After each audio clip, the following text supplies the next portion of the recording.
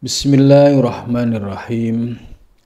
Alhamdulillahilladzi allamani bi ulumil ulama'il muwahhidin wal muhaqqiqin wa arsyadani ila tariqim mustaqim. Wassalatu wassalamu ala sayyidil wujud wal arwah nabiyina Muhammadin sallallahu alaihi wasallam alladzi jaa'a bisyari'ah wa tariqah wal haqiqah wal ma'rifah wa ala alihi wa sahbihi asma'in, amma ba'du. Subhanaka la ilma lana illa ma 'allamtana innaka antal alimul hakim. La haula wa la quwwata illa billahil aliyyil azim. Pengajian kitab Tanbihul Muhtarin malam ini masih membahas bagaimana keteladanan para ulama soleh terdahulu dalam mensikapi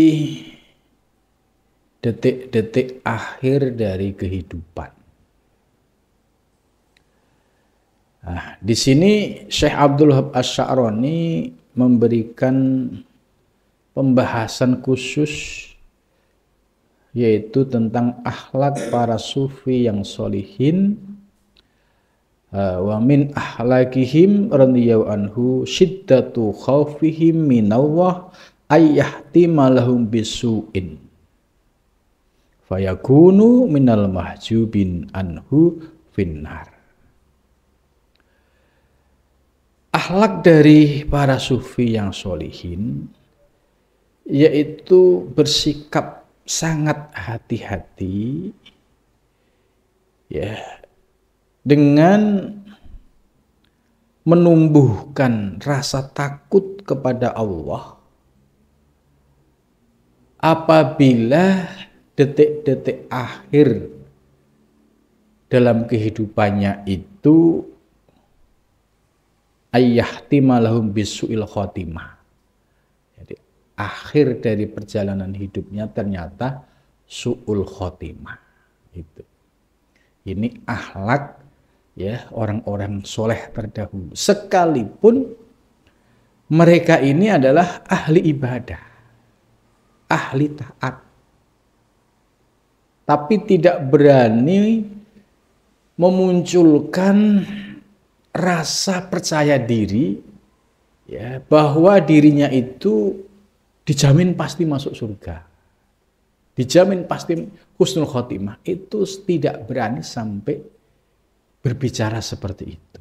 Maka mereka senantiasa berdoa, memohon kepada Allah, semoga dosa-dosa yang dilakukan, baik yang disengaja maupun yang tidak, baik dosa zahir maupun batin, termasuk dosa ghaflah, lalai dari mengingat Allah, ini setiap hari mereka selalu mohon ampun kepada Allah.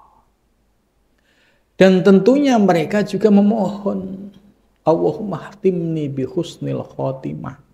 Selalu terucap dari lesannya memohon kepada Allah diberikan akhir dari kehidupan ini dalam keadaan husnul khotimah. Jadi tidak terlalu berani atau sembrono atau berani mengklaim bahwa dirinya ini sudah pasti masuk surga. Kenapa demikian? Karena tidak sedikit orang yang merasa ahli ibadah, kemudian muncul angkuh sombong,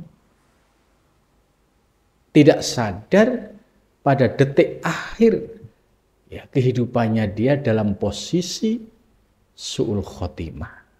Ini yang menjadi pelajaran para orang-orang soleh terdahulu. Kita sebagai salikin tentu amal ibadah kita tidak sehebat para ulama yang solihin tadi. Kita hanya follower, pengikut, mencintai akhlak-akhlak orang-orang soleh. tapi kita belum sampai pada tahapan menjadi sholihin. Nah, karena yang sholihin saja merasa takut kalau akhir perjalanannya tidak husnul khotimah, bagaimana dengan kita? Inilah yang perlu menjadikan bahan renungan buat diri kita, pentingnya untuk selalu munajat bermohon kepada Allah Subhanahu wa taala diberikan akhir dari perjalanan hidup dalam keadaan husnul khotimah. Ini jadi akhirnya muncul sikap tawadhu. Sekalipun ahli ibadah akan merasa malu kepada Allah. Ya, sekalipun ahli ibadah tidak berani sampai ujub. Ya, bangga dengan ibadahnya. Saya dijamin surga, saya dijamin husnul khotimah. Tidak berani. Karena hatinya sudah memiliki kesadaran bahwa itu otoritas milik Allah. Kita hanya berdoa dan memohon mudah-mudahan diberikan mati dalam keadaan husnul khotimah. Nah, Syekh Abdul Wahab Ash-Sha'rani sudah menyampaikan beberapa kutipan dari makalah para ulama-ulama terdahulu yang kesolehannya sudah teruji, ya. Seperti Syekh Sofwan As-Sauri, ya, ini adalah ulama sufi yang masyhur ya di Baghdad, ya. Beliau menyatakan yaqulu ma min ahadin ala dinihi yakni ghaliban illa salabahu. Ya. Tidak bisa seseorang itu merasa aman ya terkait dengan agamanya, ya, ghaliban pada umumnya itu illa salabahu, kecuali ya satu saat akan dirampok atau akan dibelokkan, ya. Oleh apa? Oleh sesuatu yang menjadi kebiasaannya. Itu. Jadi artinya kalau orang itu kebiasaannya ahli ngaji, ahli zikir, ya, ahli mahabbah dengan orang-orang soleh, insya Allah untuk akhir dari perjalanannya itu akan mendekati. Karena golibnya, kebiasaannya sudah dalam posisi ketaatan dan mahabbah. Lah, berbeda dengan orang yang kebiasaannya, golibnya, itu dalam posisi kemaksiatan, ya. Dalam posisi ingkar terhadap Allah, maka potensi untuk mati dalam keadaan su'ul khotimah itu tinggi, ya, karena dia sudah dengan sengaja membiasakan diri dalam kemaksiatan, padahal itu sudah dilarang oleh Allah Subhanahu wa ta'ala. Sementara orang yang berhati-hati saja kadang bisa dalam posisi tidak husnul khotimah gitu. Nah, ini artinya kita berproses sesuai sunatullahnya. Ya, ciri-ciri kebiasaan orang yang husnul khotimah itu bisa dilihat dari aktivitas kegiatannya dalam sehari, dalam seminggu, dalam sebulan, ya. Apakah dalam ketaatannya itu lebih dominan atau dalam kemaksiatannya lebih dominan. Nah, inilah oleh Syekh Sofwan As-Sauri illa salabahu. Ya, itu semua tergantung dari kebiasaan sebelumnya.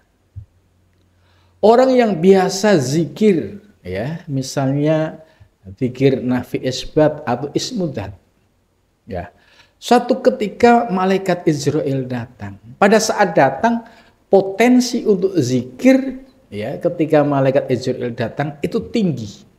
Karena apa? Pikirannya sudah refleks, hatinya sudah refleks, kesadarannya sudah refleks.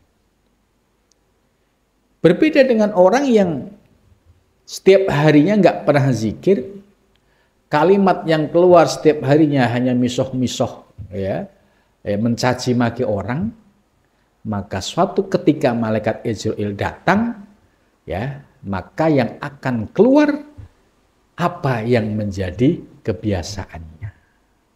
Maka dari makalah yang disampaikan Syekh Sofwan Sauri ini menjadi catatan penting bagi kita, menjadi pegangan kita, perlunya kita selalu muhasabah, introspeksi, ya, jangan sampai kita membiasakan hal-hal yang khawatir, ya, saat malaikat Israel datang itu dalam posisi seperti yang dia lakukan setiap hari. Ya, kalau yang dilakukan setiap hari itu ketaatan, ya indikator untuk husnul khotimah tinggi. Tapi kalau yang dilakukan setiap hari adalah kemaksiatan, kemungkaran, nah ini yang dikhawatirkan potensi untuk su'ul khotimah juga lebih tinggi. Kemudian berikutnya Syekh Bashar Al-Hafi, ya, beliau mengutip sebuah hadis. Mangkan akhiru kalamihi minad dunya la ilaha illallah dakhalal jannah.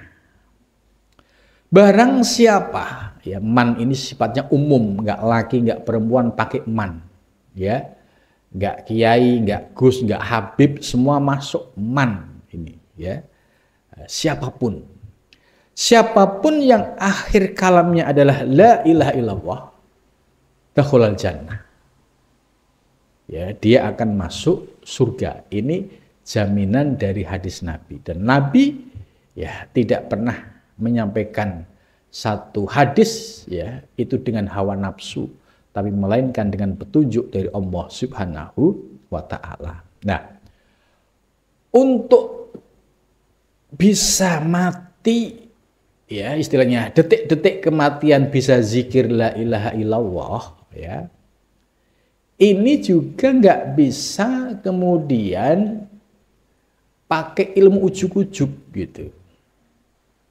Ya, diajak zikir malas, ya, diajak ngaji malas, terus dikasih tahu kalau kamu nggak pernah zikir, nggak pernah ngaji, nanti kalau matimu nggak bisa zikir gimana? Gitu. Dia akan jawab pasti bisa, kan la ilaha illallah kan, nah, sekarang bisa gitu. Jadi dia punya pendapat gampangin, seolah-olah gampang kan, cuma la ilaha illallah gitu. Sekarang aja bisa gitu. Nah, tapi faktanya, ya, pada saat orang kedatangan malaikat maut, ya, Israil itu pasti dalam situasi yang sangat panik. Jangankan kedatangan malaikat Israil, kedatangan polisi yang mukanya serem, itu aja orang sudah pada takut. Bagaimana kalau kedatangan malaikat Israil yang menampakkan wajahnya yang serem? Maka yang akan keluar adalah refleks apa yang selama ini menjadi kebiasaannya. Kalau dia yang biasa dilakukan adalah zikir la ilaha illallah, ya, paham maknanya, paham maksudnya, ya, paham penekanannya gitu. Sehingga kalimat zikir ini, ya, mencahayai akalnya, mencahayai hatinya, mencahayai lisannya. Maka dampaknya secara otomatis dia akan mudah mengucapkan la ilaha illallah karena lisan sudah refleks, kesadaran sudah refleks, hati sudah refleks, maka lebih mudah untuk mengucapkan la ilaha illallah. Berbeda dengan orang yang tidak pernah, ya, karena kondisi mencekam, pasti refleks yang keluar apa? Kalau dia suka mengumpat orang, ya pasti kalimat itu yang keluar. Kalau tidak, dia dalam keadaan ketakutan, ya, sehingga ekspresinya, ya, seperti matanya, ya, terbelalak, ya, karena, ya, tidak memiliki kebiasaan mengingat Allah.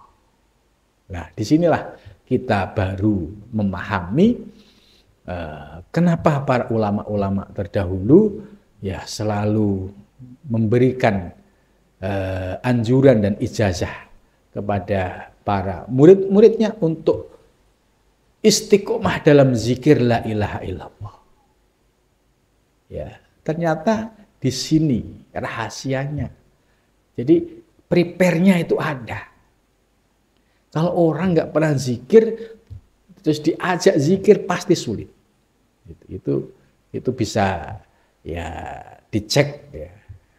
Tapi kalau orang yang ahli zikir, insya Allah ya dengan refleks dia akan mudah mengingat Allah, terutama mengucapkan kalimat la ilaha illallah.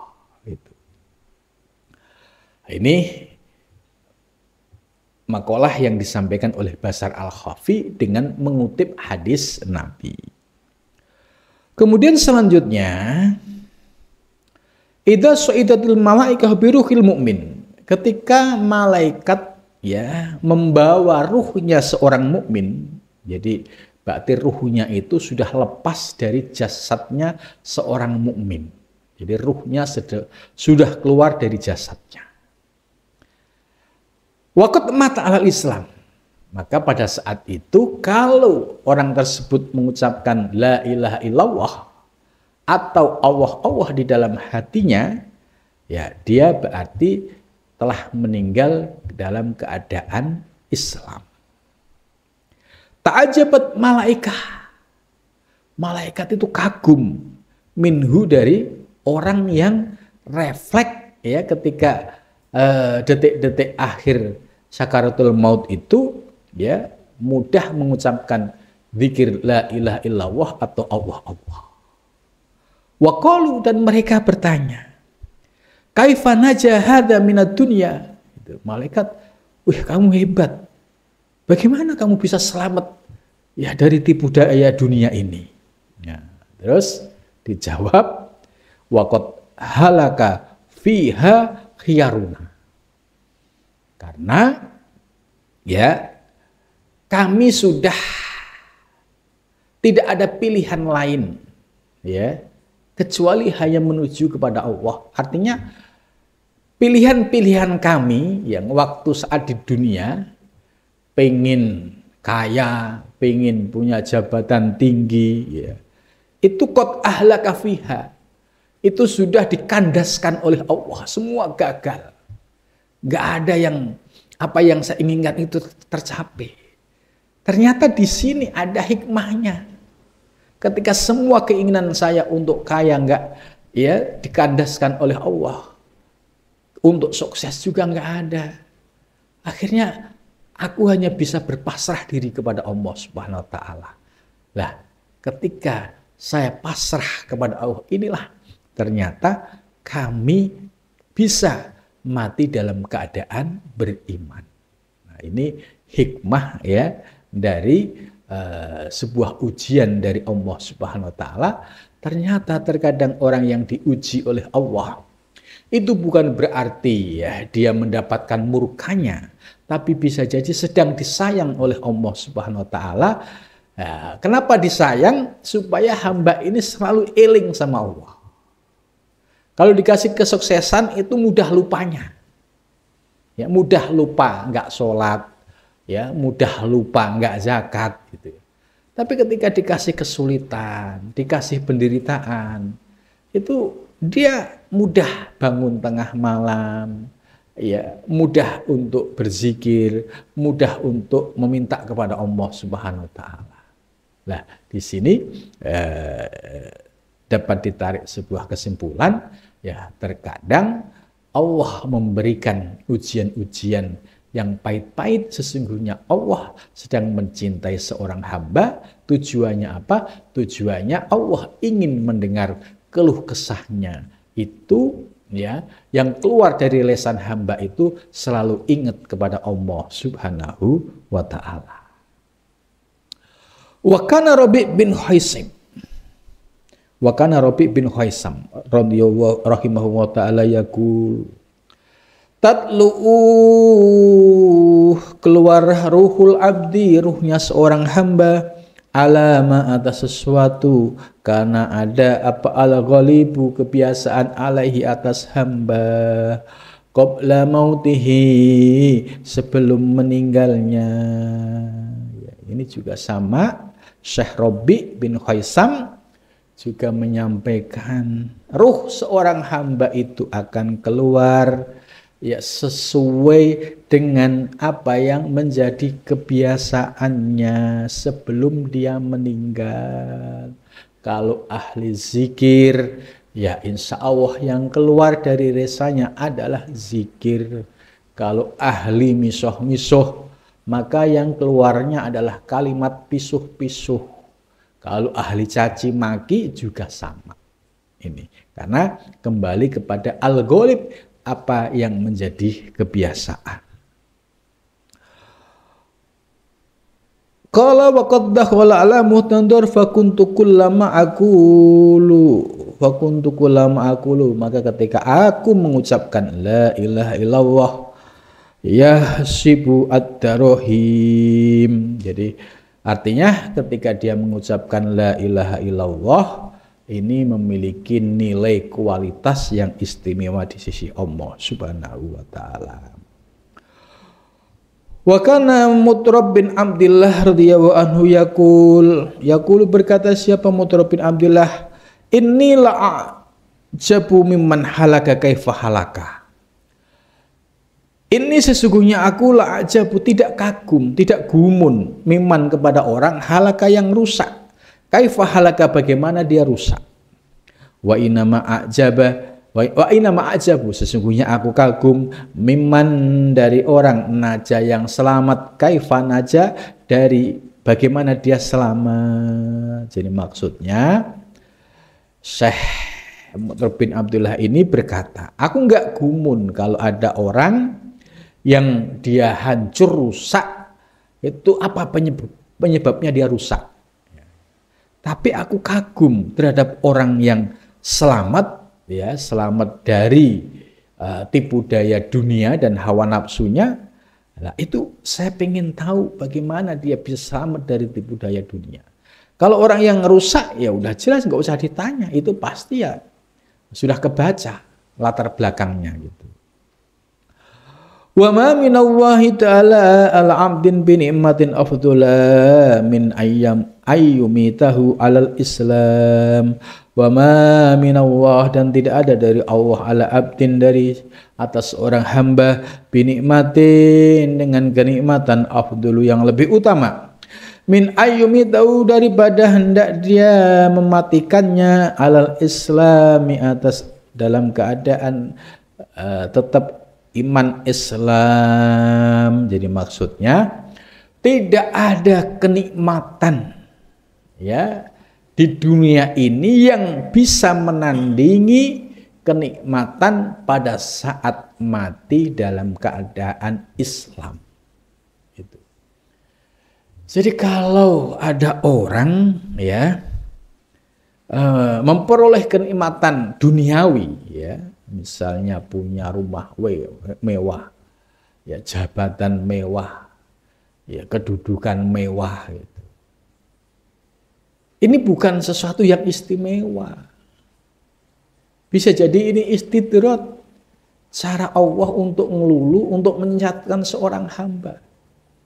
Bisa jadi dengan dunia itu, akhirnya dia terperangkap dengan tipu daya dunia sampai menjelang akhir hayatnya.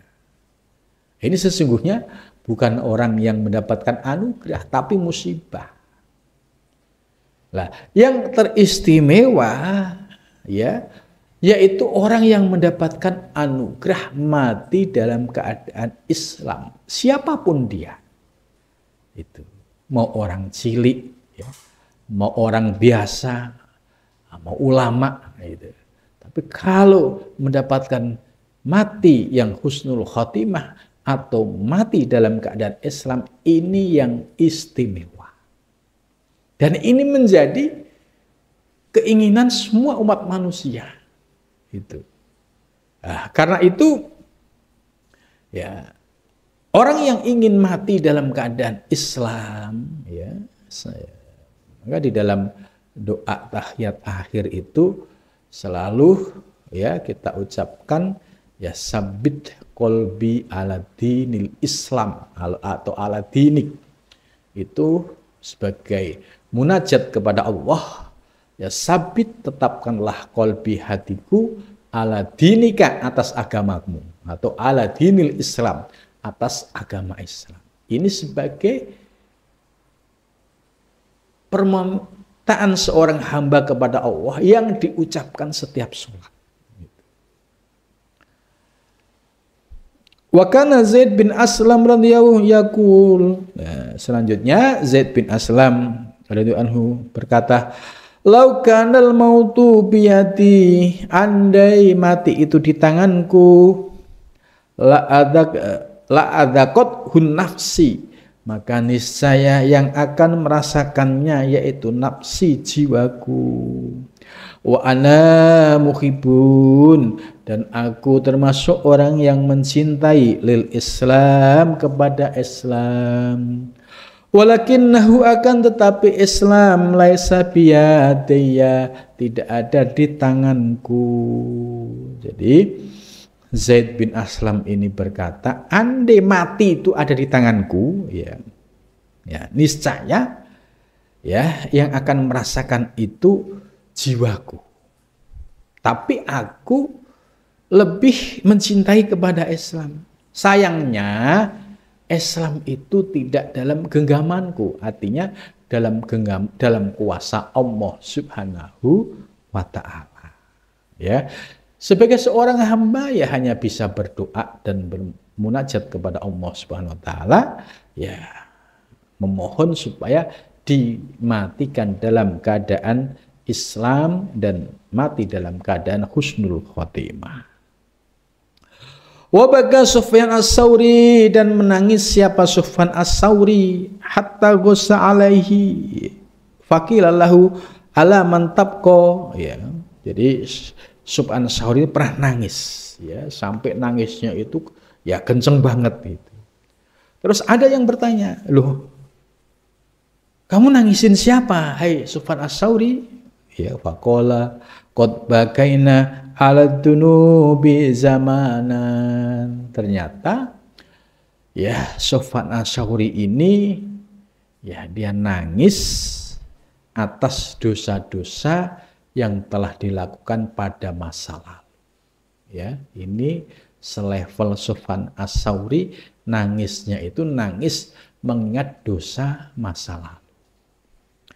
Wa nahnu al-an, dan sekarang kami ada, ya, nabki, kami nangis, alal islami, atas Islam. Jadi kalau sekarang saya nangis, yaitu menangisi, ya, yaitu agama Islam jangan sampai anugerah keimanan dan anugerah Islam ini bisa lepas, ya, dari diriku. Ai khaufan ayat haba minna. Syekh Sufyan as-Sauri takut jangan sampai Islam yang sekarang diyakini, ya, diimani, kemudian pada saat detik-detik akhir ternyata lepas. Ini naudzubillah min dali, ya. Wa kana radhiyallahu anhu yaqul, dan Syekh Sufyan as-Sauri berkata, rubbama ya'budur rajulul awsan, rubbama ya'budu, dan terkadang menyembah siapa ar-rajul, laki-laki, al-awsana, berhala, wa huwa fi ilmillah, sedangkan dia dalam ilmunya Allah, syahidun, itu ya Said itu ya dia selamat atau bahagia. Warubbama yuti'u wa huwa fi ilmillah syakiyun, warubbama yuti'u, dan terkadang dia taat, wa huwa, dan bermula dia fi ilmillahi, dalam ilmu Allah, syakiyun, itu celaka. Li hadisin, berdasarkan hadis, inna ahadakum, sesungguhnya seorang di antaramu, ya'malu, beramal, bi amali ahlil jannati dengan amalnya ahli surga, hatta ma yakunu sehingga ada bainahu antaranya wa bainaha dan antara surga illa dhiro kecuali satu dhiro. Dhiro itu satu depa. Fayamalu kemudian dia beramal bi amali ahli nar dengan amalnya ahli neraka. Fayadkhuluha maka dia masuk ke dalam neraka. Ya, ini maksudnya Syekh Sufyan Ats-Tsauri ini ya berkata, ya, terkadang orang yang menyembah berhala, ya, wa huwa fi ilmillah sa'idun, ya, ada penyembah berhala tapi dia selamat dalam ilmu Allah. Jadi artinya begini, dalam catatan Lauhil Mahfud, ya, ada seseorang yang sebelumnya ya, dia itu beragama menyembah berhala. Ya. Tapi ketika detik akhir menjelang kematiannya, dia berubah menjadi muslim, bersyahadat. Maka orang yang menyembah berhala di awal ini, ya, kemudian di detik akhir dia beragama Islam, bersyahadat, bertauhid, maka orang ini termasuk orang yang sa'id, orang yang selamat. Ya. Tapi sebaliknya ada juga kadang orang yang dari kecil dalam ketaatan kepada Allah, tapi detik-detik akhir dalam perjalanan hidupnya tiba-tiba murtad, salah pergaulan, salah ilmu, ya. Dan itu akhirnya menyebabkan dia keluar dari Islam. Ya.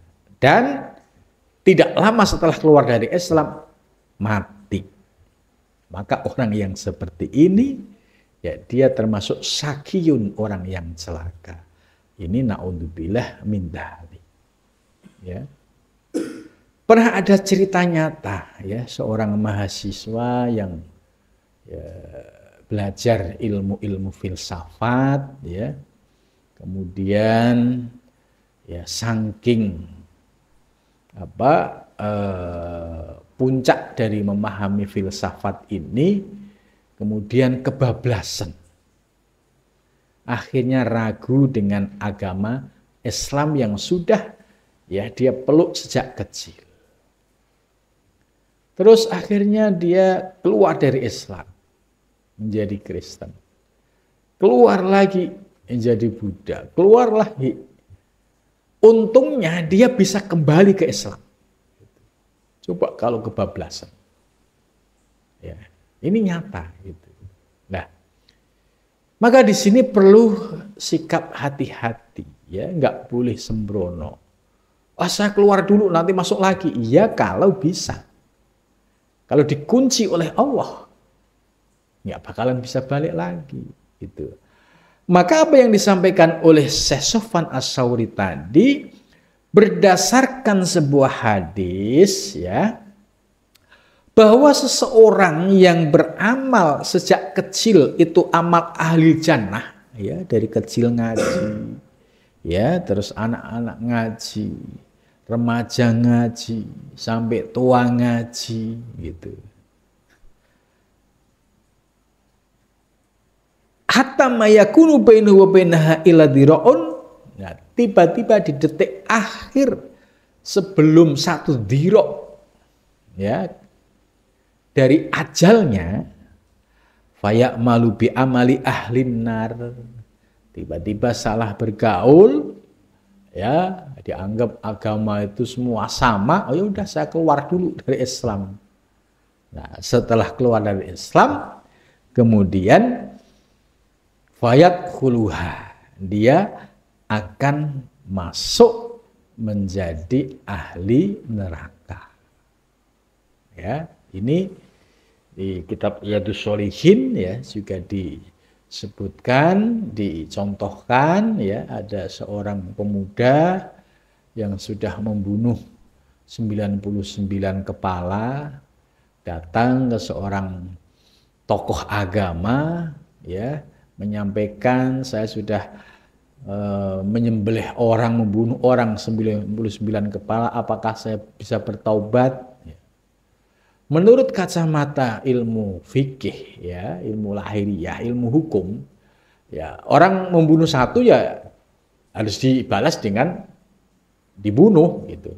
Bagaimana kalau membunuh 99? Berarti dia minus. Ya, karena nyawanya hanya satu. Oh, nggak bisa. Kalau kamu nggak bisa bertobat gitu. Saking jengkelnya yang ngomong begitu dibunuh sekalian. Akhirnya menjadi 100. Terus datang lagi ke seorang rahib ya, tokoh ahli agama. Kalau zaman sekarang mungkin ya ini kiainya agak kiai tasawuf gitu. Ditanya, "Wahai kiai, saya sudah membunuh 100 kepala itu. Saya ingin bertobat. Apakah bisa, Kiai?" "Oh, bisa. Allah sangat pemaaf. Andai misalnya ada dosa seorang hamba yang besarnya itu ibarat satu gunung, 2 gunung, ya, Allah pasti akan memaafkan jika hamba itu datang kepada Allah meminta ampunan." Terus, "Oh bisa Kiai ya?" "Oh bisa ya, bisa, ya udah, Kiai saya akan bertobat." Nah, setelah dia bertobat kemudian pulang. Nah, di tengah jalan, ya itu tiba-tiba ajalnya datang. Tapi ketika malaikat Israel datang, dia sudah dalam keadaan kembali kepada Allah Subhanahu Wa Taala, yaitu taubat. Nah, disinilah terjadi perdebatan antara malaikat rahmat dan malaikat adab. Malaikat adab, ya, dia berkata nggak bisa, ini harus masuk neraka. Kan dia sudah membunuh orang 100 kepala, sedangkan dia tobat baru beberapa menit ya sebelumnya dan baru melangkah berapa langkah.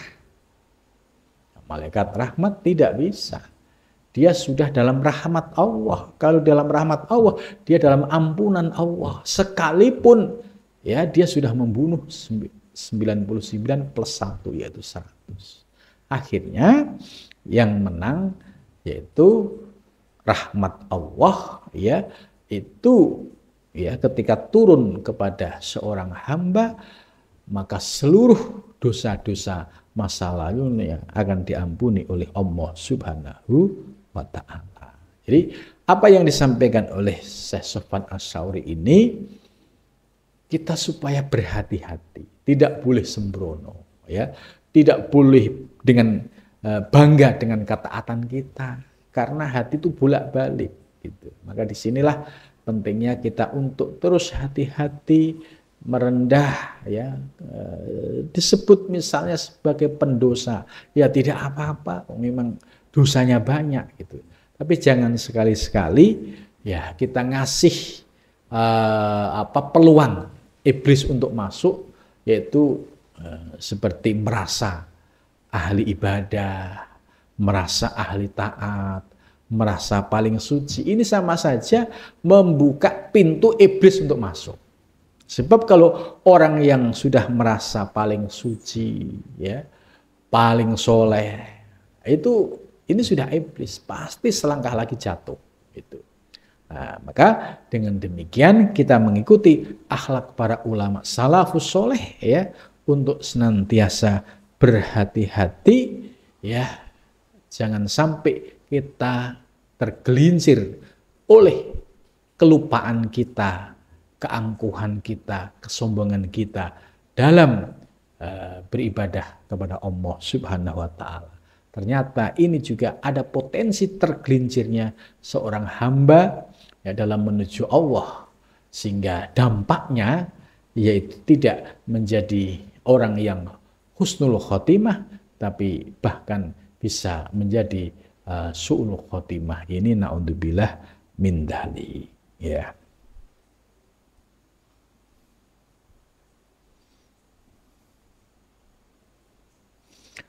Wa kana Yahya bin Mu'ad, dan ada siapa Yahya bin Mu'ad radhiyallahu anhu yaqul, ya. At-tafakkuru, bermula tafakkur. Tafakkur itu merenung, ya, merenung, ya, merenungi, ya, dengan ilmu yang sudah kita pahami. Misalnya kita sudah paham ilmu hakikat, ya, ini dijadikan sebagai landasan untuk merenung, untuk tafakkur. Nah, kalau orang merenung dengan ilmu itu ada nilainya. Tapi kalau orang merenung nggak ada ilmunya, akhirnya menghayal. Nah, ini di sini berbeda, perbedaannya di situ. Jadi kalau kita merenung, ya paham ilmu hakikat tentang hakikat alam semesta, tentang hakikat diri kita, terus ditafakuri, itu akan punya nilai ibadah istimewa di sisi Allah Subhanahu wa Ta'ala. Nah, maka at-tafakkuru wal iktibar. Iktibar selalu bisa mengambil pelajaran. Oh, kenapa si A begini? Kok akhirnya begini? Nah, ini selalu diiktibari. Oh, saya kalau gitu nggak mau sombong gitu. Itu ada tetangga kemarin sombong, ternyata akhirnya begini gitu. Jadi kita terus iktibar, merenung, mencari hikmah, ya, di balik segala peristiwa, ya.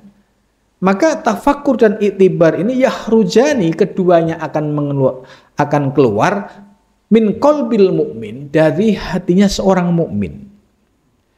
Apa yang keluar? Ajaibul hikmah, yaitu keajaiban dari ilmu-ilmu hikmah. Nah, ilmu hikmah itu apa? Yaitu ilmu yang sumbernya dari Allah Subhanahu wa Ta'ala, yang disebut dengan rahasia ketuhanan.